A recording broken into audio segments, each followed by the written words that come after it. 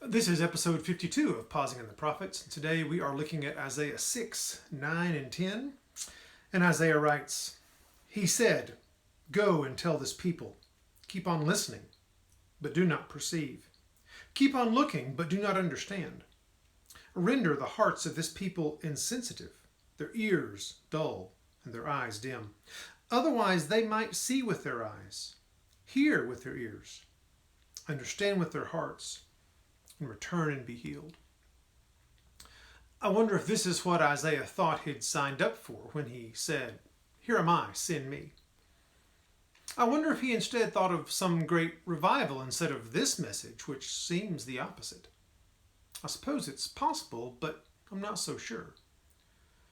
For you see, I think Isaiah was simply glad to be forgiven. And that forgiveness made him want to be used by God.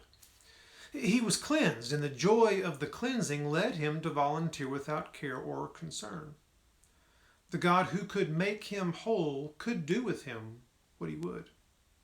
He believed himself redeemed, and that joy did something to his will. However strange he thought the message was, I don't think he was tempted to say, God, I forgot I had to... Now, I don't mean to imply that Isaiah never had doubts or questions or concerns again. He was human after all.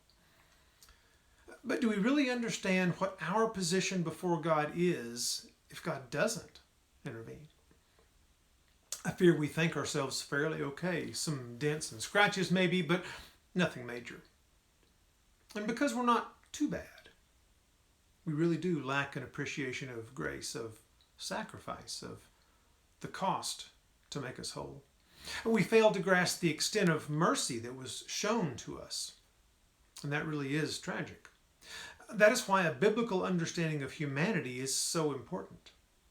Our current culture cuts off the joy of receiving God's grace and mercy when it lies to us that we are okay as we are. Now, we'll get to the actual message God gives Isaiah next time. But I think it's important for us to recognize that Isaiah's response of faithfulness is based first on his understanding of God's grace and mercy toward one who is utterly unworthy. When we get right who we are and what God has done, obedience might not become automatic, but we will see it as beautiful and the best way that we can go.